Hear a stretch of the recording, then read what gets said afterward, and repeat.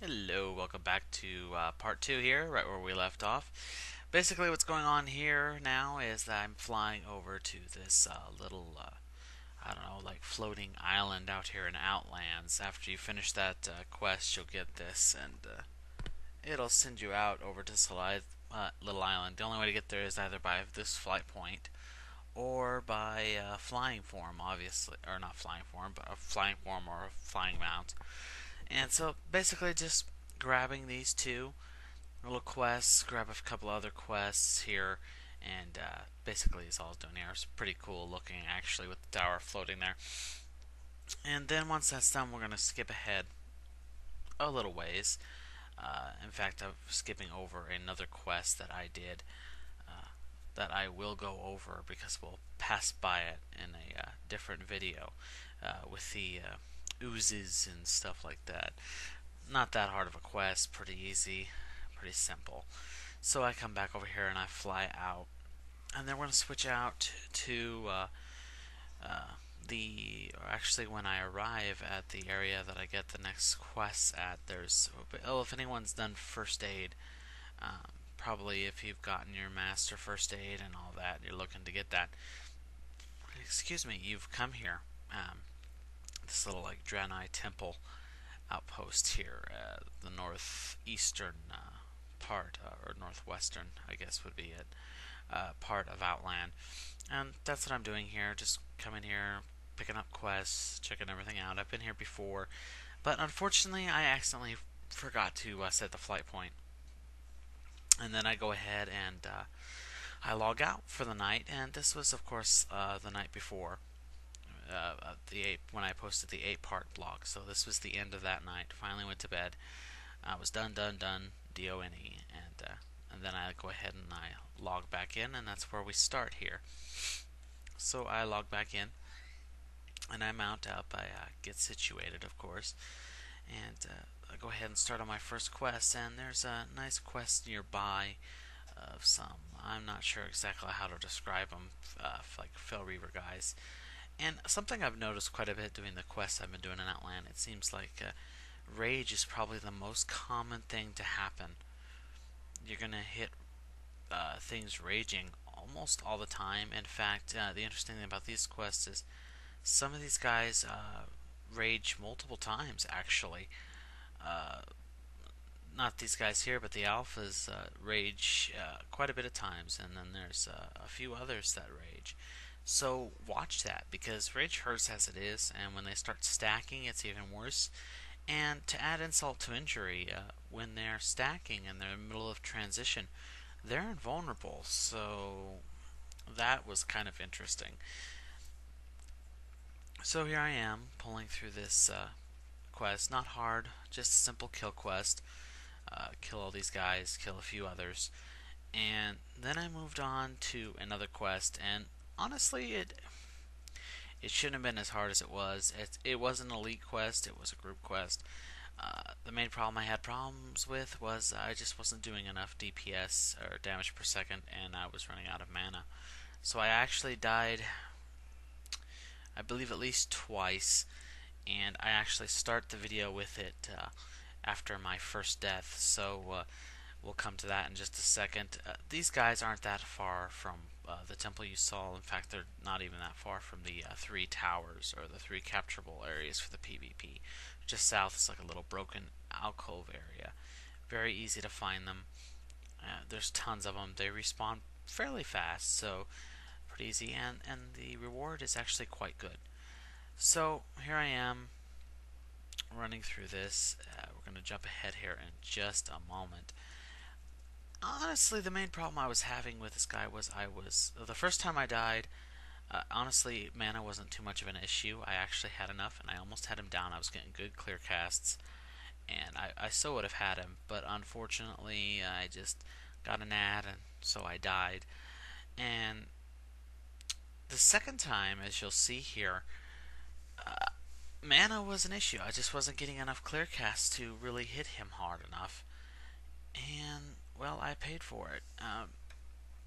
Basically, I was trying to pull him out, pull him back. I even rooted him in first aid, as you'll see here. And honestly, this guy isn't too hard. He's got some decent armor, obviously. He hits for about, 5 to 600 in his normal attacks here, you'll see.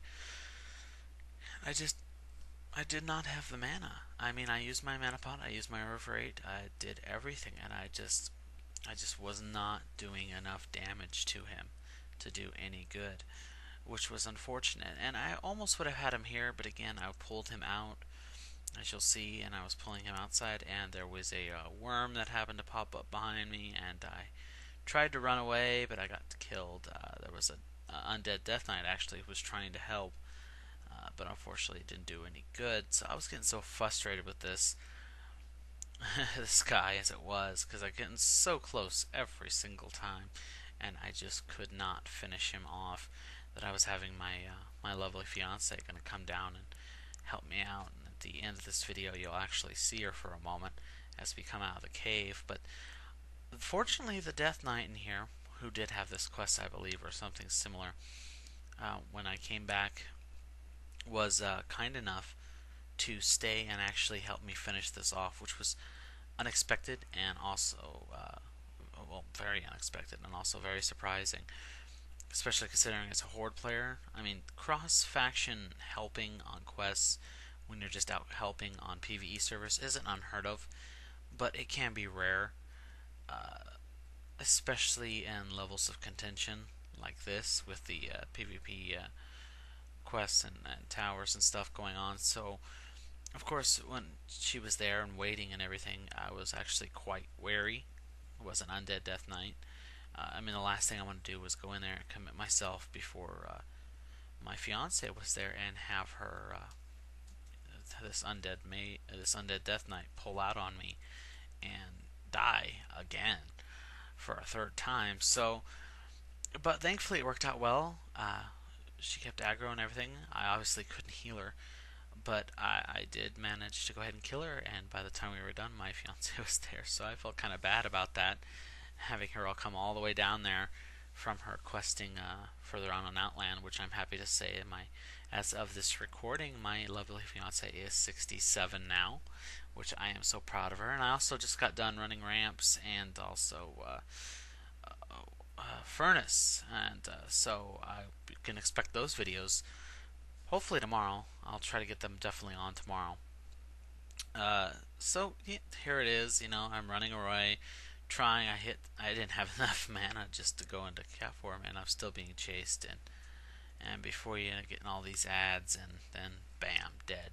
So it does happen, and what can you do? I was so frustrated, and that's why she was going to come down and help me. And here I am at the Wonderful Spirit, and I hit the map here because I'm checking things for her and showing her right where it's at so she can remember. But oh man, what a pain. Honestly, the quest was not hard. I probably wasted a good part of my time for my last leg of the level, because you can see there at the bottom left hand of your screen on my experience bar there, I was very, very close to leveling already at this point. In fact, the quest after this that you'll see in part 3 is when I actually do level to 62. And so here I come back. So it was quite a bit of a pain, and it's not a big deal. I do last a long time, and that's the benefits of being a Restro Druid. I can stand there and take it, not really like a tank, because obviously it's not my mind. As long as my mana holds out, I'm fine. And here I go, skip ahead, and here it is attacking again. And as long as I have the mana for the heals, I can handle it. If I hit too much DPS at a time, so obviously I can't aggro too many mobs, I'm toast. I only have leather armor. I'm definitely not a tank.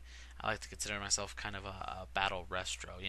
I'm not really there to soak the damage, but I can, if when necessary, to make sure I can get my heals done. And there he finally is down, and give my salute and thanks to wonderful, wonderful undead death knight, which was very, very, very nice of him.